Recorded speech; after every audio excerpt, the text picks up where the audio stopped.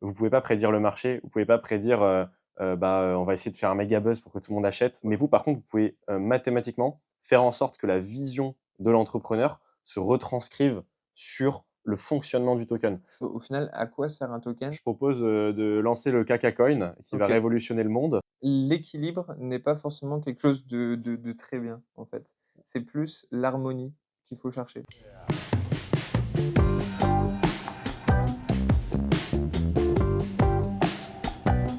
Bonjour à tous, bienvenue sur Blockwave, le média qui vous permet de surfer sur la finance décentralisée de façon plus éclairée et puis par la même occasion de rencontrer des gens très intéressants, d'apprendre beaucoup de choses et de connaître un peu mieux l'écosystème du Web3. Aujourd'hui, du coup, on se trouve avec Maxence, du coup. Maxence, si tu peux dire un mot sur toi et ensuite on va continuer. Moi, je m'appelle, Maxence, donc Maxence Perret. Je suis, l'un des, 4 cofondateurs du coup de, Nomix, donc une entreprise spécialisée, dans la tokenomics. On est ravis d'avoir Maxence, du coup, qui est une personnalité qui connaît quand même pas mal de choses dans tout l'aspect crypto, tokenomics. On expliquera et on définira aussi le terme, etc. Et on sera ravis de savoir aussi un petit peu ce que tu faisais avant. Donc, pour le contexte, avec Maxence, du coup, on se connaît aussi depuis un petit moment. Entre Oui. nous, c'est une histoire d'amour, hein, on peut le dire. C'est vrai qu'en vrai, on a fit. En vrai, on a fit Ouais, très vite et d'ailleurs, Sylvain, du coup, qui bosse aussi chez Nomix, ouais, il fait: «Mais vous êtes grave, moi je parle même pas, quand vous êtes ensemble, ouais, je c'est vous vrai. laisse dans votre délire quand on est en rendez-vous». Ouais, c'est vrai que c'est très Ouais. cool. Maintenant, on s'appelle même pendant 1 heure pour parler liquidité concentrée sur C'est Uniswap vrai, V3. c'est vrai. Mais moi j'aime beaucoup, hein. On va commencer par un petit icebreaker. Souvent, c'est une petite question juste pour faire un icebreaker, mais entre OK. nous, on n'a pas forcément besoin d'en faire un. Mais j'ai prévu un petit truc juste marrant, c'est Nomix. C'est un très joli nom. Est-ce que ça a une signification? Nomix, du coup, c'est Nomix avec un K, Ah, parce qu'en fait, Nomix avec un C existait déjà. ok, Et en fait, c'est une entreprise du coup qui fait de la data, qui ok. fait de la data. En vrai, elle est très bien, cette entreprise, aussi. Et du coup, Nomix, c'est en fait la fin de Tokenomics. Donc ça, c'est Nathan. Donc Nathan, le CEO de Nomix, qui a trouvé l'idée, très, très facilement. Et en fait, tout le monde a adoré et c'est parti, allez go, on va faire la Tokenomics, Nomix et c'est parti. Ok, bah c'est vrai que, en tout cas, quand on connaît le mot tokenomics, ce qui n'est pas le cas de tout le monde, bah, c'est hyper logique. On se dit que le nom est bien trouvé Oui, et oui, oui. on sait ce que vous faites. Donc ça, c'est Exactement, cool. exactement. Après, dans le Web3, comme nous, on s'adresse plutôt à des founders, Ouais, de façon générale. Tous les founders qui veulent lancer un token, parce que tu peux être dans le Web3 sans forcément avoir de token. ouais. Mais si tu es un founder, que tu veux lancer un token, tu as entendu parler au moins un minimum de la tokenomics. Et Ouais. donc, il y a forcément cet écho assez facilement qui se fait aussi pour les gens avec qui on travaille.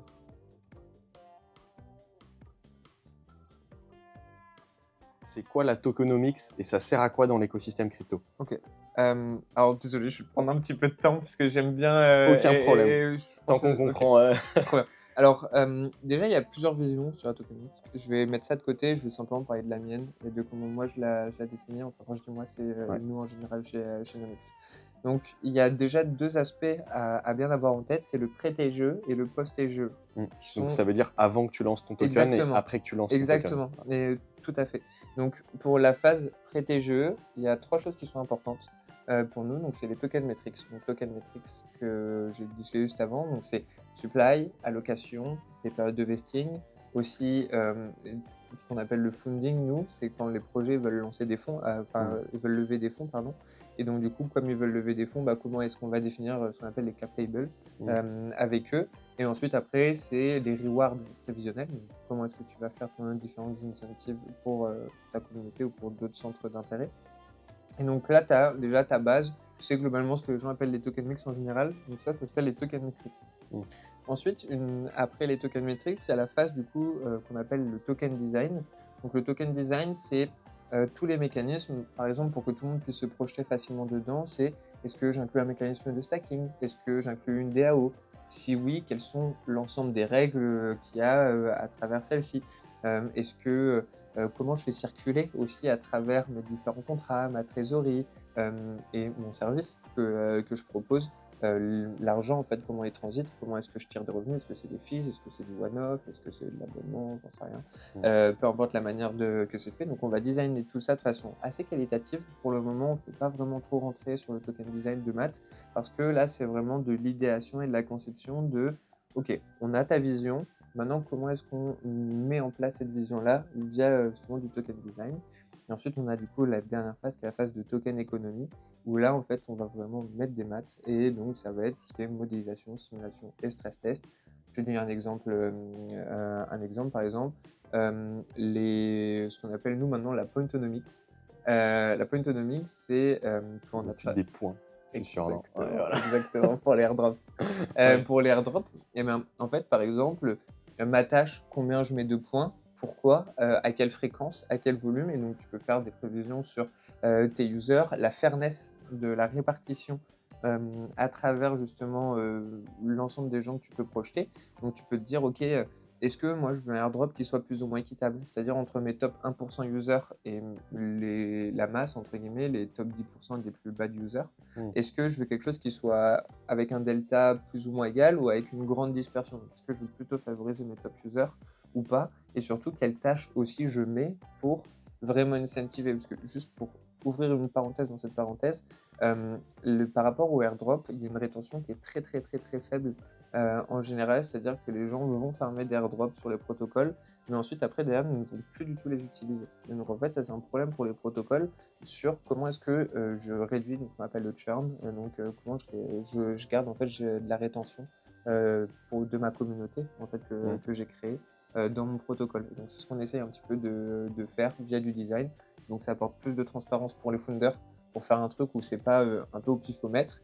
Et ça apporte aussi quelque chose on réfléchit à mettre ça peut-être un petit dashboard pour des users pour que justement les users ils puissent en fait, se projeter sur des choses très concrètes. Parce qu'on en a aussi marre de farmer des airdrops où tu as des points. À la fin, tu as des milliards de points. Tu sais même pas à quoi ils vont servir, à quoi ça correspond. Et c'est pas forcément très transparent non plus pour les users. Je ferme cette parenthèse. Donc ça, c'était un exemple parmi du coup la token économie. Et donc là, je peux un petit peu clôturer et fermer le volet du coup pré-TGE. Et donc ensuite, le projet va lancer, va faire son TGE. Souvent, on peut l'accompagner sur la liquidité, etc. Donc quand je dis on, c'est la tokenomique en général, sur le design de sa pool de liquidité, etc. Et ensuite, après, tu as le post-TGE. Donc le post-TGE, ça va être par exemple monitoring de tes émissions de reward, ça va être monitoring de ta liquidité, mais souvent on n'attribue pas encore ça aux gens, aux token engineers pour le moment. On attribue plus ça aux market makers, en fait, au final, qui vont plus travailler eux sur la liquidité. Ils vont pas forcément travailler sur les émissions, mais souvent c'est assez déterministe et fait intérieurement. Je prends par exemple Curve c'est très ou Bitcoin, hein, par exemple, tout le monde sait ce qui va se passer, etc.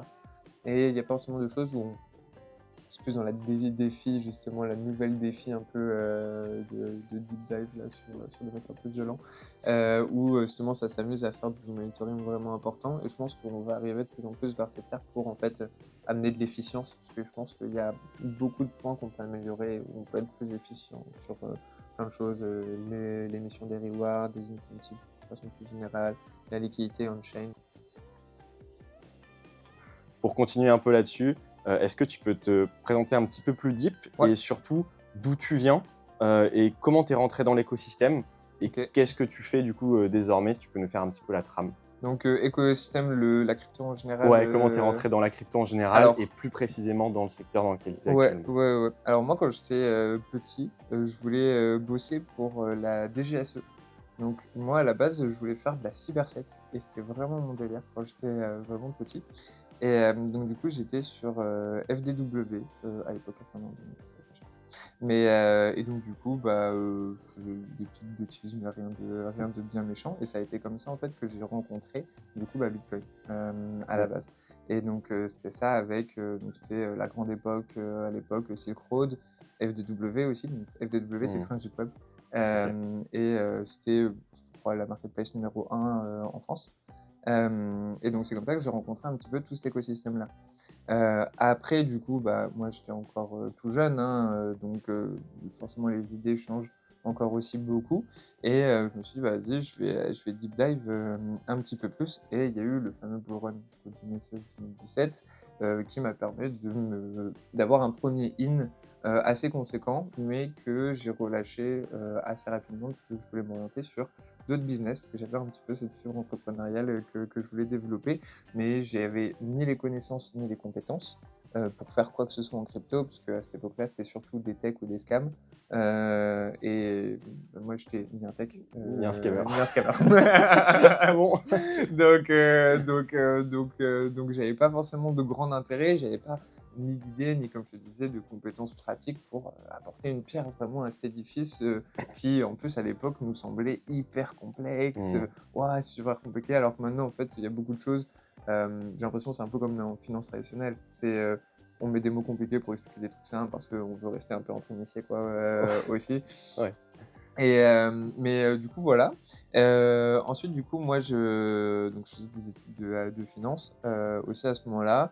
Et j'ai été pris du coup en stage pour être trader manager. Et donc, en fait, j'avais déjà commencé un petit peu le trading de mon côté. Et ensuite, il y a eu la grande époque DeFi 2020. Et donc là, ça a été du coup 4 ans. C'est là où j'ai énormément. Et en parallèle aussi, j'avais été pris du coup en market making pour FTX.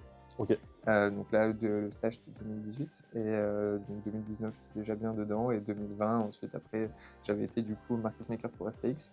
Donc j'opérais sur la paire USD-USDT, donc fiat et stablecoin, et mon objectif c'était de faire en sorte qu'il y ait le moins de slippage en fait pour les gens là-dessus. D'ailleurs, on pourra peut-être débunker des trucs sur les croyances sur les market makers, bon, je sais pas. Mais du coup voilà, et ensuite après je continue, donc ça se passe très très bien de mon côté, et on cofonde, du coup je rencontre Nathan, Yann, du coup que j'ai rencontré sur Discord, l'un de mes associés que j'ai rencontré sur Discord, qui est devenu un très très bon ami, on s'est rencontré en 2018-2019. Et donc ensuite après on a cofondé du coup Nomix fin 2021. Fin 2021. Ok, donc en gros, tu étais vraiment assez jeune au début. Peut-être tu peux rappeler aussi quel âge tu avais pendant le bull run de 2017? Du coup j'avais 17 ans, j'avais 16 ans. Ouais. Ok, donc tu as vraiment commencé tôt. Tu as eu un parcours sur lequel tu as vite été projeté en fait, dans des sujets un peu de quant, de trading, etc. Ouais. Tu étais market maker. Ouais. Et donc du coup, j'imagine que ça a dû te faire apprendre énormément de choses en fait, sur l'écosystème. Et ensuite, ça t'a donné envie de faire du coup Nomix avec tes associés que tu as rencontrés. Complètement sur l'écosystème et puis même sur la finance en général et l'économie. Parce qu'il y a beaucoup de croyances qu'on a qui sont plus complexes que ça en fait, et il y a plein de choses. En fait, cette nuance, plus tu apprends des choses, plus tu apportes en fait de la nuance sur ton raisonnement, c'est hyper stimulant. Et donc du coup, au fur et à mesure, tu continues, et en fait, en creusant, forcément, tu explores les différentes ramifications, et donc du coup, quand c'est un plaisir, tu continues, quoi. Ok, et ouais, mais c'est vrai que même moi j'en apprends tous les jours, hein, que tu as été. Non, mais j'en apprends aussi sur toi, que tu as été market maker pour FTX. Ouais. Super, ça. C'était un peu ambiance Bahamas là-bas ou... Non, pas du tout.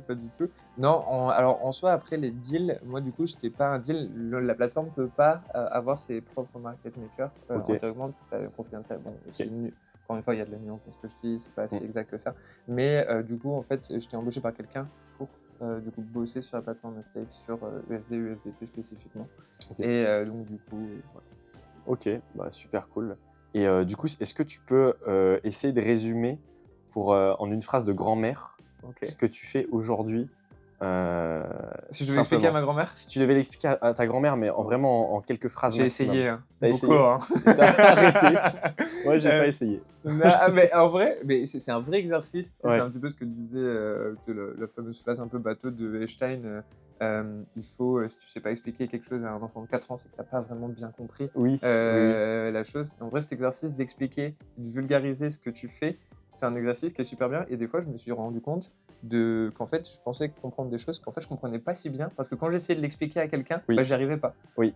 Et donc, bon, bref. Et du coup, la comparaison entre la grand-mère et l'enfant de 4 ans prend tout son sens.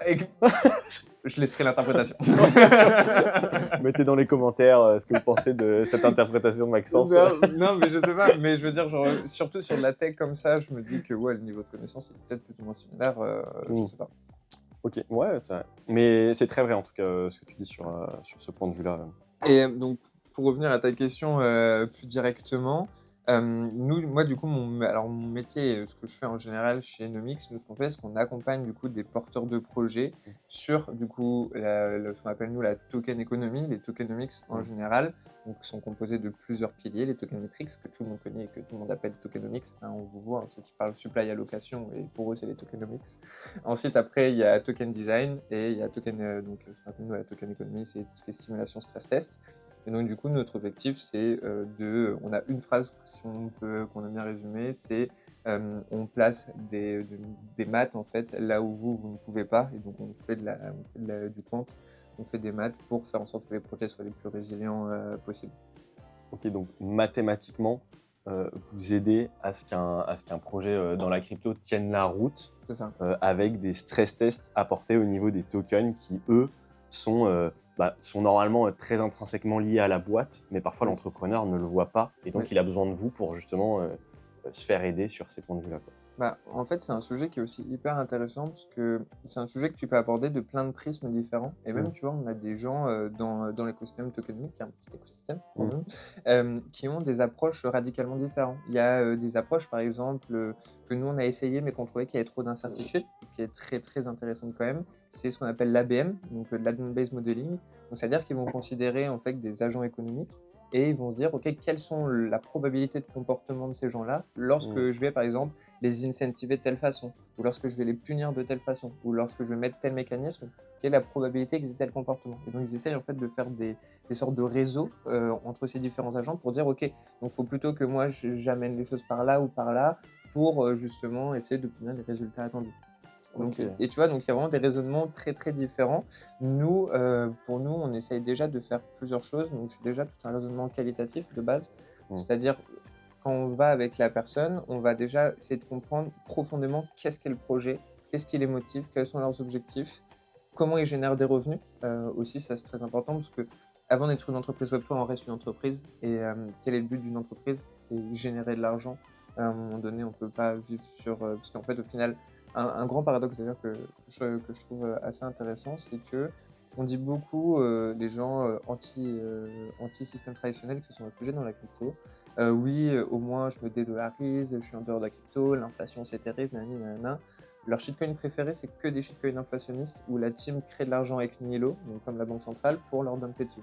Donc c'est littéralement la même chose sauf avec un médium différent. Ouais. Donc, de poids de mesure. Et du coup, nous, ce qu'on essaye de faire, c'est vraiment essayer d'apporter un petit peu cette chose-là et de dire, OK, comment on peut générer des revenus, mettre en place des systèmes, que ce soit tant pour les utilisateurs que pour le projet, essayer de trouver quelque chose où on soit dans un système win-win. Parce que quelle est la force un petit peu du Web3? C'est qu'on a une économie qui est partagée entre justement plein de types d'acteurs. Et là, en fait, l'objectif, c'est que quand tu participes à un projet là, tu aies une récompense, peu importe la manière dont elle est, et le founder, il ait une récompense parce qu'il te vend un service, il te vend quelque chose aussi d'une certaine manière. Et donc, avoir entre guillemets, ce win-win positif derrière, pas toujours simple à avoir parce qu'il y a beaucoup d'incertitudes, mais qu'on essaye du moins de tendre au maximum dessus.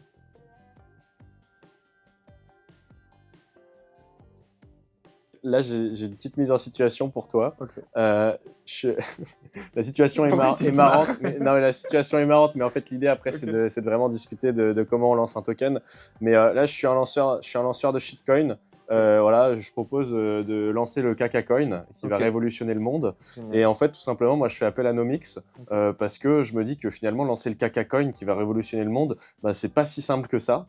Et du coup, comment est-ce que vous allez m'aider finalement pour lancer ce KakaCoin et pour qu'il se lance de la meilleure façon qu'il soit, qu'il y ait le plus de gens qui l'achètent, que le fonctionnement soit le meilleur, sachant que moi, j'ai budget illimité et je sais vraiment pas du tout ce qu'il faut faire. Donc, tu as commencé à expliquer un petit peu les étapes de lancement de token, mais là, c'est juste pour parler simplement. On lance un token très simple. On veut juste essayer de créer une utilité potentiellement derrière ça et que les gens l'achètent. Waouh. Voilà. C'est un défi titanesque là que tu me demandes de réaliser. Non, mais déjà en fait, il y a nous ce qu'on appelle du coup, ça permet d'arriver sur la phase qu'on appelle la phase de discovery. Ouais. C'est comprendre en fait ce que fait le projet et où en est aussi un petit peu l'entrepreneur et la personne derrière. Parce que tu vois par exemple si je devais recevoir quelqu'un comme ça, déjà, je pense que je rigolerais beaucoup intérieurement. Même si je ouais. devrais être pro, je pense que je rigolerais vraiment beaucoup. Et je me demanderais qu'est-ce qu'il veut. Mais on est d'accord, on part sur le fait que c'est un mème ou pas? C'est un meme coin ou il y a vraiment un truc vraiment qui se veut plus sérieux On va derrière? partir du principe que c'est un mème pour simplifier. Ok, parce que par exemple les meme coins, en fait, je pense qu'il n'y a pas forcément de questions trop à se poser, en fait, parce que tu vas pas, à moins que tu veuilles faire des projets, genre par exemple, tu as Shiba Inu, où eux, ils ont fait un truc random au début, ça a vachement marché, ils ont gagné beaucoup d'argent. Et donc en fait, ces posts qui se sont dit, bon, il faut qu'on fasse quelque chose d'un peu plus sérieux, on va essayer de réfléchir à créer un écosystème, un projet avec des initiatives. Et là, il y a eu une réflexion qui s'est faite après. Mais je connais assez peu de meme coins qui ont des réflexions avant, mais c'est pas des réflexions en fait économiques, ou du moins token économiques, c'est plutôt des réflexions marketing. Parce qu'en fait, pourquoi un meme coin il a de la hype? C'est parce qu'il a de la hype en fait. Et toi, ton seul boulot que tu vas devoir faire, c'est pas réfléchir finalement à où est-ce que ça va être ou quoi que ce soit. Toi, ton plus gros travail, ça va être de ok, comment je peux bootstrap à mort mon coin et créer de la hype dessus. Sauf que ça, c'est pas spécialement notre métier. À nous, par contre, on connaît des gens qui sont très bons Ouais. pour faire ça.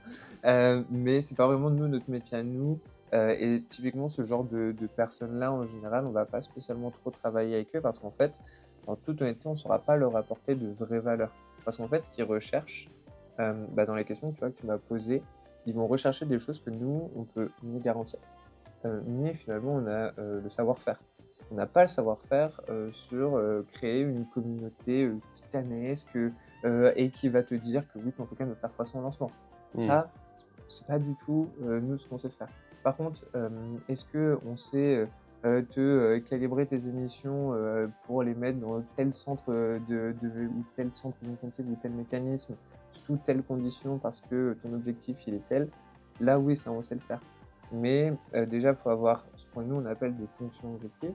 Donc, c'est comme en maths hein, en général, c'est quel est ton objectif pour ta vision de ta boîte, un peu de façon plus générale. Je peux prendre l'exemple de l'hôpital ou pas? Peut-être c'est mieux d'en prendre un autre. Ok. Faut que je réfléchisse parce que là j'étais dans mon flow et en même temps je me disais tiens je vais prendre l'hôpital.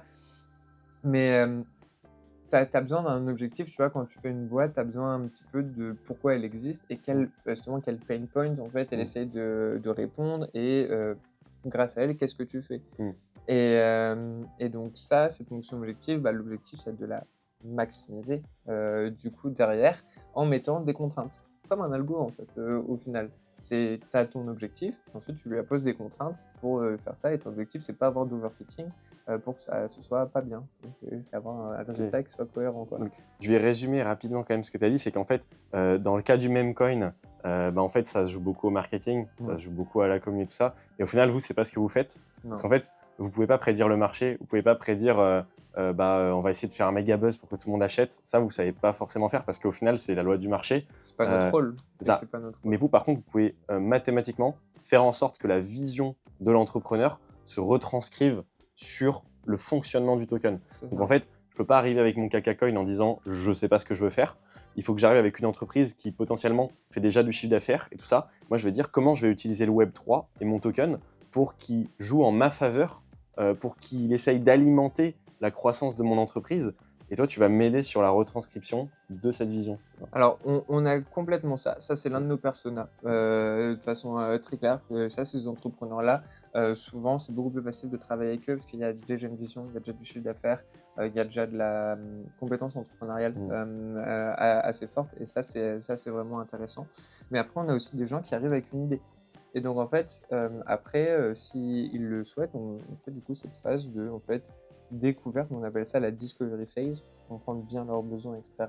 Mais en fait, souvent, on se rend compte que quand on va discuter avec eux, leur poser des questions précises pour vraiment essayer de creuser et d'avoir aussi, nous, de l'information, parce qu'on a besoin de beaucoup d'informations pour pouvoir se mettre au travail, parce que l'information, c'est un peu la clé, sinon on peut faire des choses aléatoires et la personne, en fait, au final, va dire « c'est pas du tout ce que je voulais ». Et en même temps, c'est pas du tout ce que tu nous as demandé. Donc, il y a tout ce travail de cohérence et d'alignement, en fait, de création d'un cahier des charges, en fait, au final, qui est assez important au préalable. Et ensuite, avec cette personne-là, on fait presque, je t'en parlais un petit peu avant, on fait presque parfois de l'accompagnement entrepreneurial. sur, OK, on va explorer des business models différents, sur des designs différents. Et en fait, nous, on va être presque cet advisor qui va leur dire non, non, ça c'est pas super, en vrai. En tout cas, on sera plus ou moins cette personne où on va pouvoir échanger avec eux pour comprendre où est-ce qu'ils veulent aller avec leurs tokens. Il y a plein de gens qui veulent aussi faire des tokens pour lever des fonds.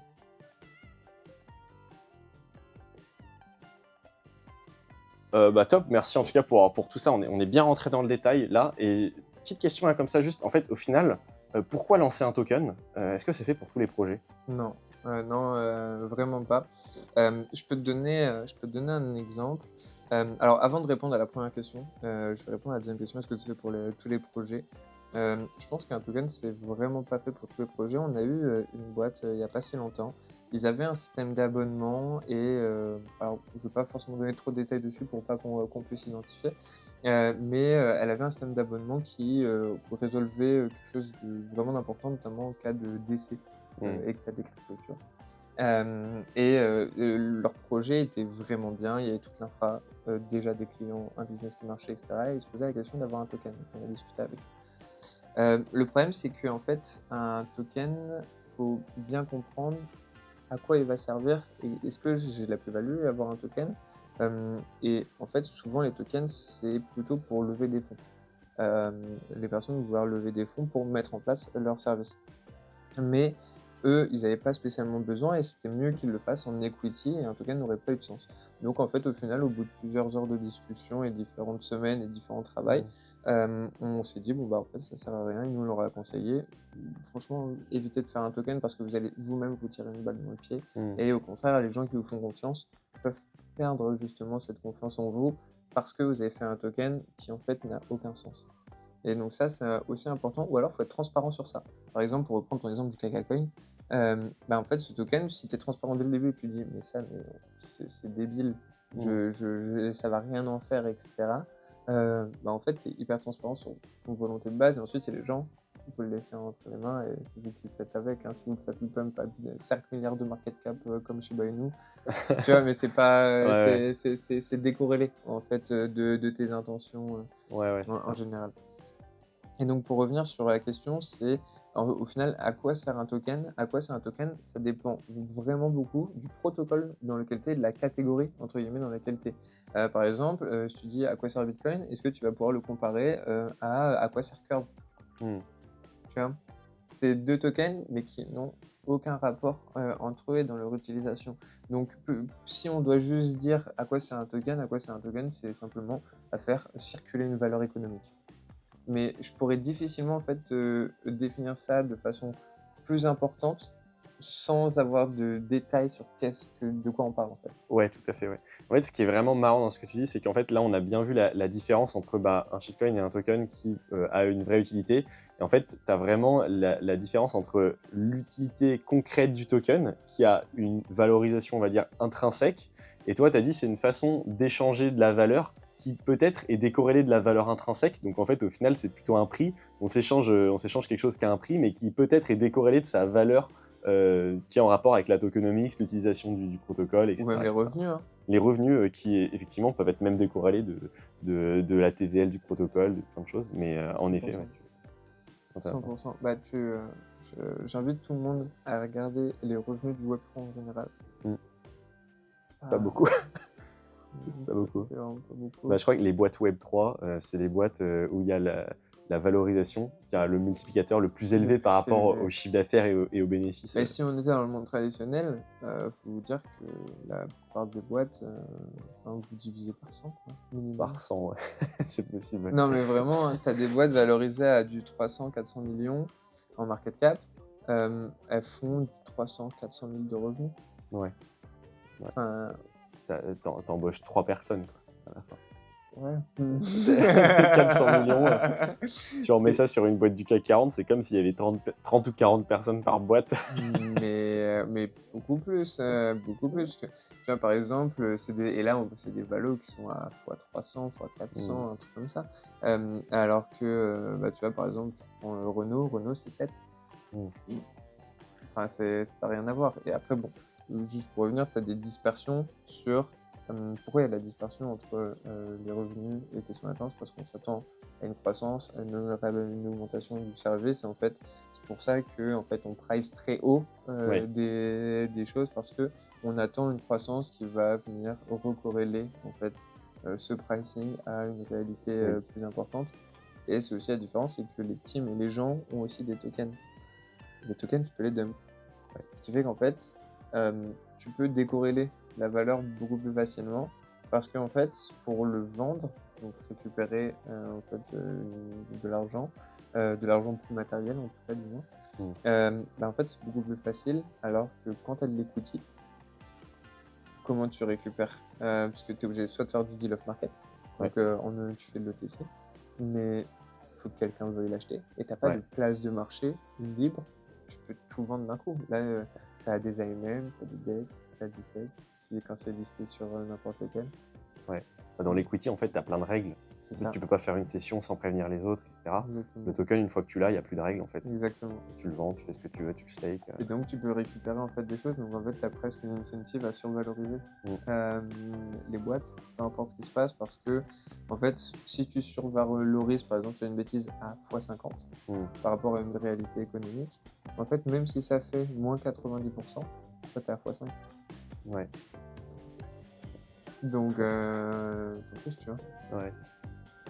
Non, c'est vrai qu'il y a... c'est très vrai, en fait, cette histoire de valorisation où on s'attend à quelque chose de beaucoup mieux, du coup on valorise, et c'est complètement décorrélé.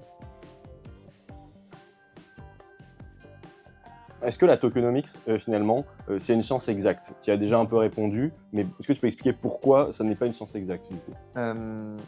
Alors, je vais répondre juste à science exacte. Je vais rajouter un truc parce que j'y ai pensé tout à l'heure, mais je ne l'ai pas dit. Quand je disais tout à l'heure qu'on mettait des maths sur une chose, c'est qu'en fait, on met des nombres, mais en fait, on met plutôt ce qu'on appelle des ranges d'incertitude. Ouais. Et donc, c'est-à-dire qu'en fait, tu vas avoir entre telle borne et telle borne une probabilité X que ça se passe plus ou moins comme ça et qu'il faut du coup prendre telle décision. C'est pas du tout une science qui est certaine, parce que si c'était une science qui était certaine, tous les projets construits seraient multimilliardaires et nous aussi on serait multimilliardaires. Et du coup, c'est pas le cas. T'es pas multimilliardaire. Non. Ok. Non, malheureusement. Malheureusement, je ne suis pas encore multimilliardaire.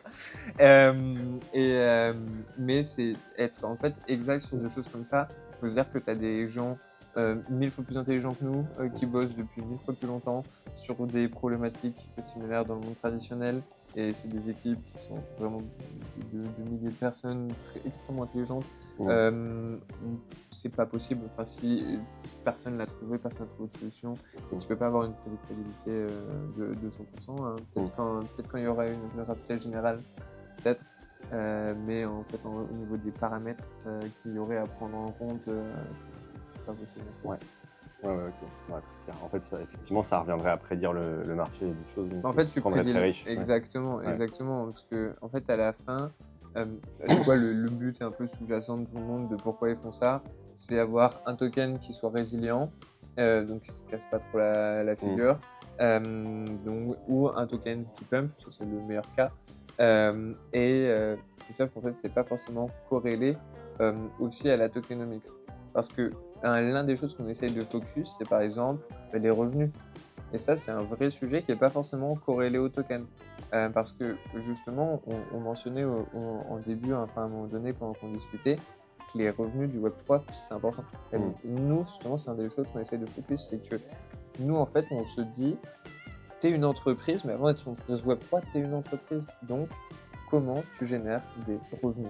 Et en fait, il ne faut pas que dès que tu n'arrives pas à lever de fonds, ton entreprise meurt. C'est dommage. C'est dommage.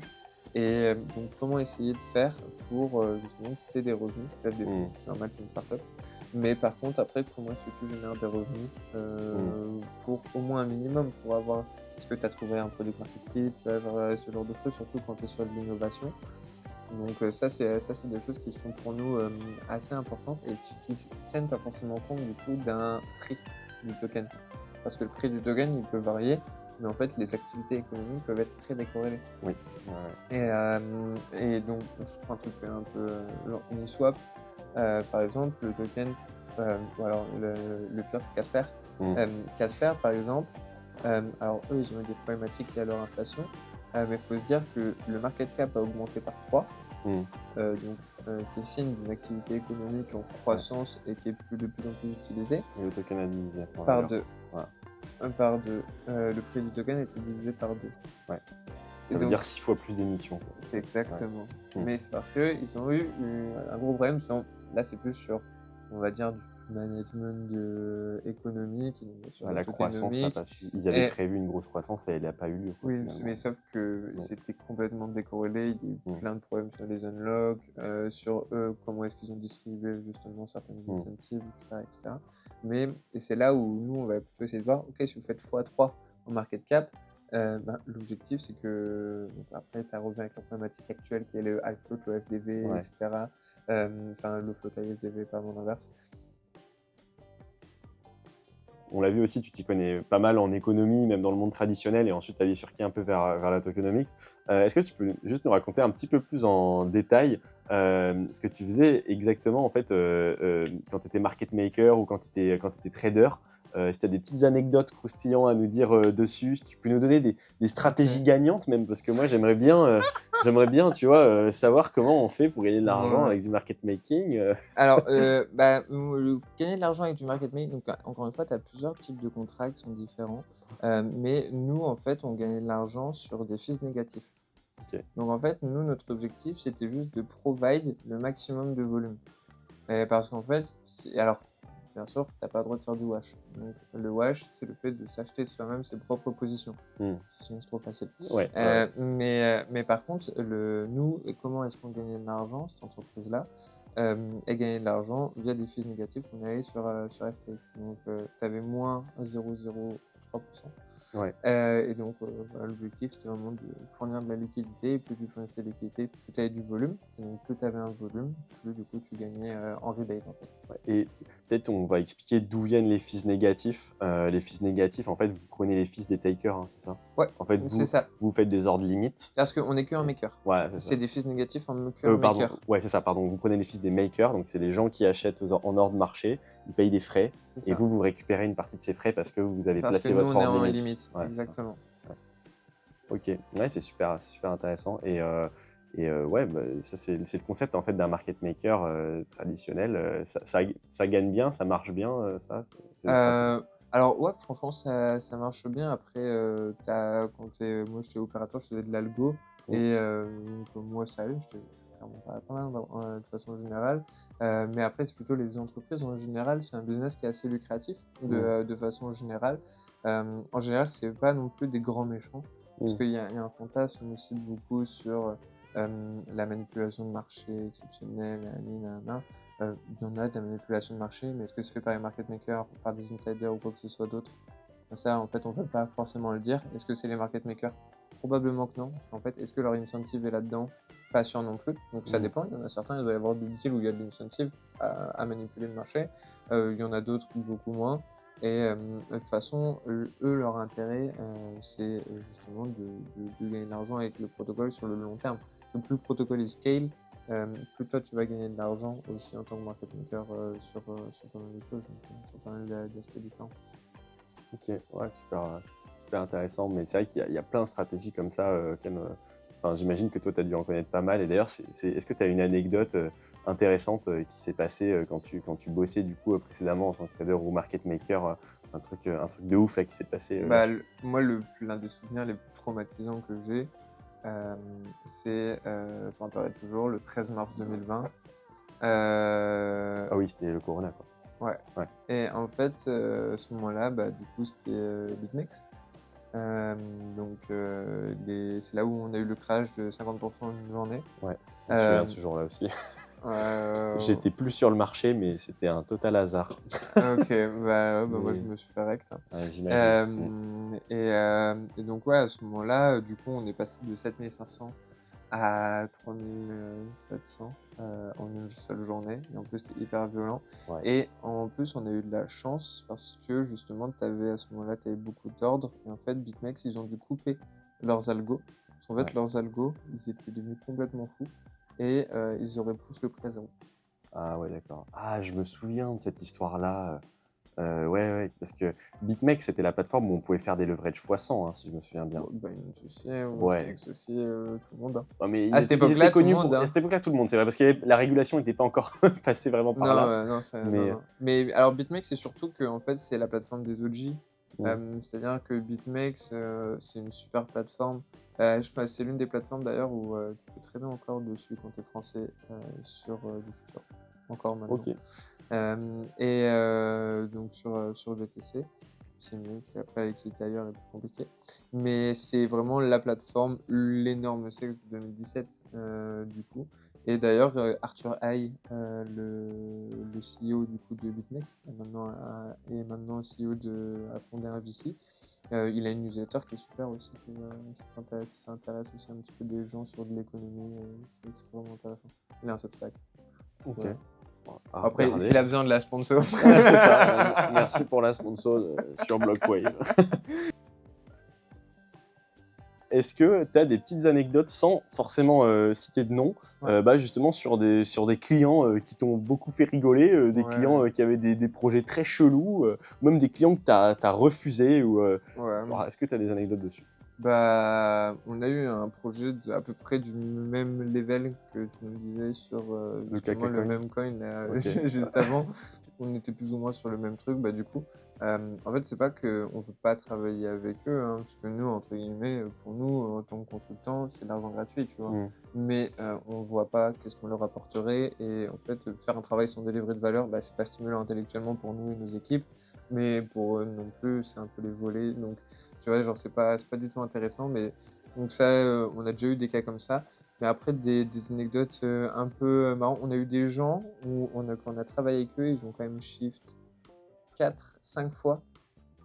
5 fois de business model différents. On a dû tout refaire, ou presque 4 ou 5 fois en itération. Et c'est des trucs, c'est radicalement différent.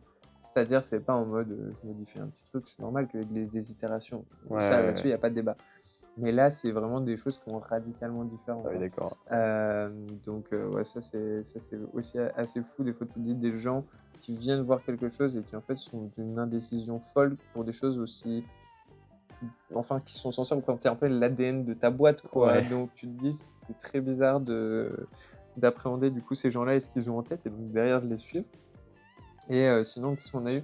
On a eu quand même un projet qui a levé plusieurs dizaines de millions et qui était complètement. Ils ne savaient pas ce qu'ils allaient faire de leur token. Ah ouais. Et ils ont levé plusieurs dizaines de millions et ils étaient en mode aidez-nous, en fait, on a levé de l'argent en token, on a 2-3 idées, mais. Là, on veut le nom par contre. On sait pas trop. Non, je mais ils savaient pas trop quoi.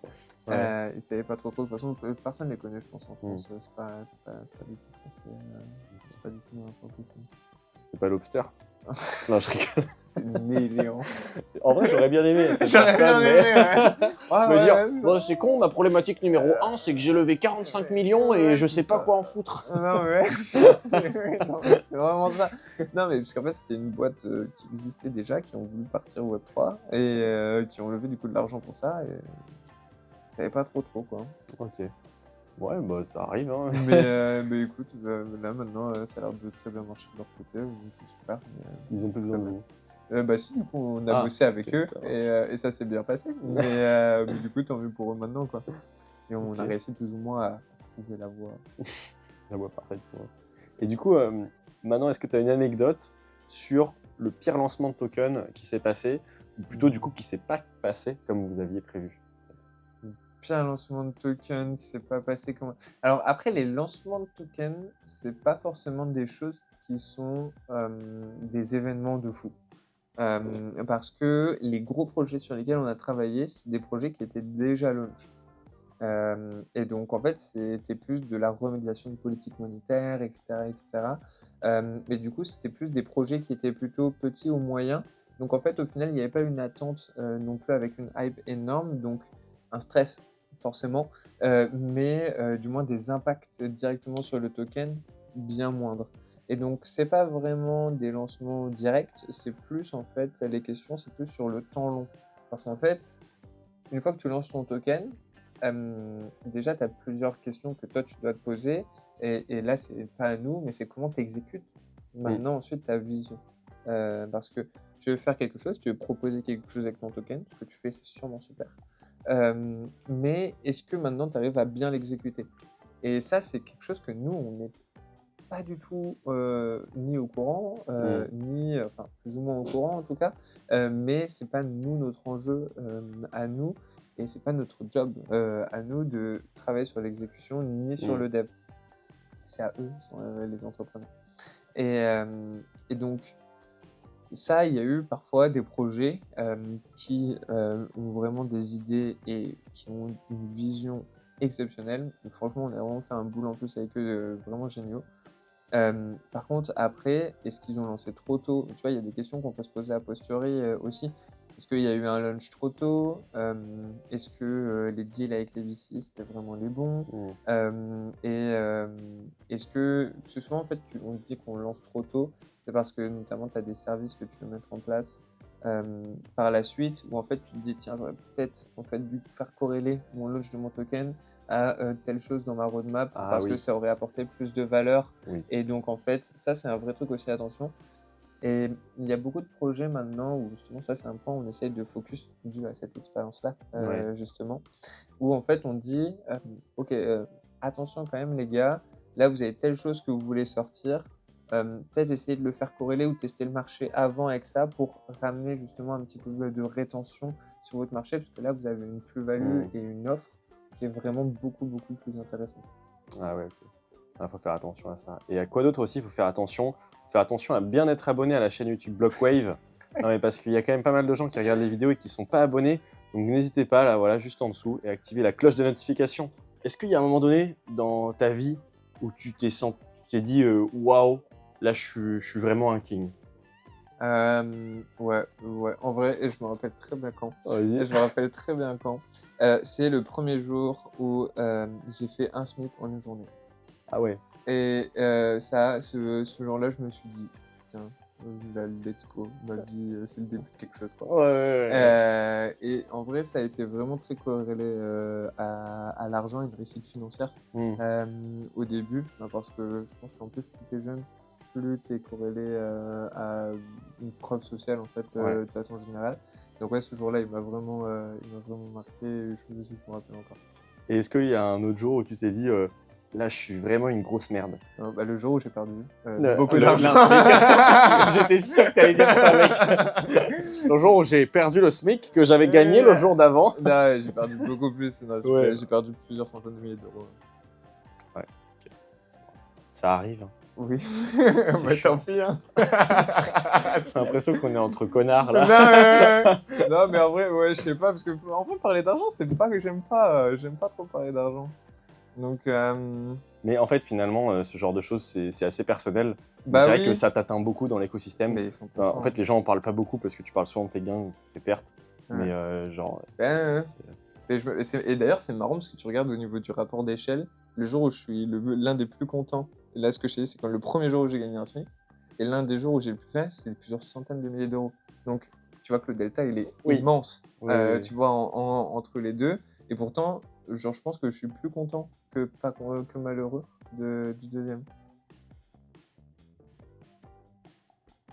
La question salée, c'est la suivante. Chez Nomix, vous avez bossé du coup sur pas mal de projets qui ont du coup développé leur token. Certains ont peut-être ou peut-être pas eu des bad buzz, mais en tout Oui. cas, c'est des bad buzz qui étaient plutôt liés a priori à la communauté. Pas forcément citer de nom, mais la communauté qui n'était pas forcément contente, qu'il y a eu tel ou tel unlock, qu'il y a eu Oui. tel lancement et tout ça. Donc, je pense à certains projets.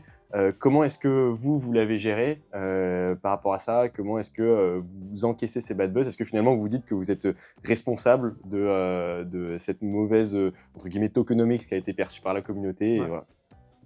Alors, bah, plusieurs côtés. D'un côté, forcément, nous, c'est une partie de notre travail, donc forcément, nous, on est très triste Ouais. de cette situation-là, parce que nous, notre volonté primaire, et vraiment ce qu'on veut faire, c'est faire le mieux pour le projet, mais aussi pour la communauté. Quand on s'embête à développer justement des scores, des systèmes de fairness, enfin d'équité, Ouais. c'est pour les utilisateurs des protocoles, c'est pas Ouais. pour les protocoles en eux-mêmes. Ouais. Et donc, bah, forcément, on était un petit peu dégoûtés. Après, il y a aussi des choses sur la question qu'est-ce qu'on aurait pu mieux faire. C'est un petit peu cette bataille avec les VC. que je pense que tout projet qui lève des fonds, que ce soit avec des launchpads, avec des VC ou quoi que ce soit, il va le remarquer à un moment donné. Tu vas devoir faire une bataille sur des conditions au niveau du VC, que ce soit tes unlocks, le montant des allocations, le montant des vestings, le montant des locks, etc. Et parfois, c'est des batailles où c'est compliqué d'être le plus fort. Et ça, c'est le genre de choses où typiquement, souvent, les communautés ne se rendent pas compte que, en fait, c'est pas contre elles forcément spécialement, mais c'est juste qu'il y avait des implications financières et en fait des conditions qui ont été données où tu as essayé au mieux de défendre tes intérêts, mais c'est pas toujours facile. Donc ça, peut-être être plus ferme sur ce genre de choses, ou du moins lorsqu'on accompagne des entreprises, être plus ferme sur les différentes conditions. Ça, je pense que ça pourrait être l'un des grands enseignements qu'on a appris. Et après, de toute façon, toujours essayer d'être meilleur et d'essayer de gérer plusieurs choses, ou du moins d'être meilleur sur ces différents points de Discord. Après, sur la commune, alors je sais pas, tu vois, par exemple, sur la communication, c'est pas nous qui gérons la communication avec la communauté. Tu vois, genre la gestion, nous, on est vraiment plutôt les exécutants de l'ombre, entre guillemets, tu vois, genre on a même pas, entre guillemets, on ne doit même pas être au soleil et on n'a jamais été vraiment mis, même pour nos réussites, on n'a jamais été mis vraiment au soleil parce qu'on n'a pas vraiment vocation à être à la lumière parce que nous, on travaille pour les projets et donc par extension la communauté. Mais on n'est pas directement forcément en interaction très forte avec les différentes communautés. Ok, c'est clair. Merci beaucoup en tout cas Maxence pour toutes ces explications sur tout ce que tu fais dans ta vie, sur Nomix, etc. C'était vraiment super intéressant. N'hésitez pas du coup à mettre en commentaire ce que vous avez pensé de cette interview, ce que vous pensez aussi de ce qu'on devrait faire sur Blockwave dans les prochaines vidéos. Si vous avez des idées de nouvelles interviewées, n'hésitez pas. Et un petit dernier mot pour la fin qu'on va demander à du coup Maxence. Qu'est-ce que tu nous dirais pour finir sur toute cette interview? Qu'est-ce que je nous dirais tu sais, c'est un petit peu les mêmes trucs, genre donne 3 livres que tu recommandes. Ouais, c'est ça, petit conseil ou un truc comme ça. Petit conseil, ouais, mais tu vois, t'as tous les trucs bateau, faut travailler, faut machin et tout. Non, en vrai, je pense, l'un des trucs que je me dis en ce moment, plus que les conseils bateau, faut travailler, etc., je pense que l'équilibre n'est pas forcément quelque chose de très bien, en fait. C'est plus l'harmonie qu'il faut chercher. Parce que tu peux être très déséquilibré. Genre, par exemple, tu travailles énormément dans un truc, donc en fait, les gens pourraient percevoir que tu es très déséquilibré entre vie perso et pro. Mais en fait, tant que tu ne t'effondres pas, tant que tu te maintiens et que tu arrives à avoir une harmonie avec la phase dans laquelle tu es actuellement, je pense que c'est ça qui est le plus important. Et donc, pas focus l'équilibre, mais focus plutôt l'harmonie par rapport à comment tu es en phase. Ok. Donc, tant que tu es là, t'es là, quoi. Non, c'est pas vraiment ça, c'est plutôt, même quand tu es dans des situations très déséquilibrées, on peut parler de plein de choses, on peut même parler par exemple d'un couple. Tu es dans une situation très déséquilibrée dans un couple, tant que ça s'effondre pas, tu as toujours moyen, enfin, c'est pas un problème forcément, tu as soit moyen de rebalancer. Et en fait, je préfère mon exemple pro, tu vois, quand tu travailles beaucoup, les gens ils vont te dire « Ah, mais tu prends pas de temps pour toi, tu fais pas attention à toi, etc. etc. » Mais toi, en fait, tu es heureux dans ce que tu fais, tu n'as pas trop de problématiques, donc tu es dans une situation de déséquilibre, en général, perçu du moins. Mais c'est pas une situation dans laquelle tu es dans une souffrance. Et en fait, tant que tu tombes pas, donc tu sais que tu es en mode burn-out, parfois en fait, tu t'es rincé complet, et qu'après là, tu as besoin de 3 mois, enfin, burn-out, tu as besoin de plus de temps. Mais tu sais, quand tu tombes et que là, t'en peux plus, tu as besoin de te réintéresser complètement. Tant que tu arrives à maintenir ce déséquilibre, tant que tu es dans une harmonie avec ça, je pense que c'est OK. Et justement, en fait, on essaye tout le temps de se dire tiens, il faut être équilibré en permanence. Mais en fait, je pense que l'équilibre, il induit forcément une balance négative sur ce que tu fais. En fait, ce que tu fais n'a pas forcément une balance négative. C'est plutôt genre, c'est comme ça. Et tant que c'est OK avec cette situation-là et qu'il n'y a pas de souffrance extérieure qui s'en dégage, je pense que la situation, elle est OK, elle peut être harmonieuse en fait, avec tes cadres et tes piliers que tu as décidé d'actionner dans ta vie. Ok, ouais, très clair. Et merci beaucoup en tout cas sur ces belles paroles. J'espère que c'est moins bateau que les trucs travailler non, c'était plus profond en tout cas. Bon Aline, merci à tous et à très bientôt. Merci à toi, ciao ciao.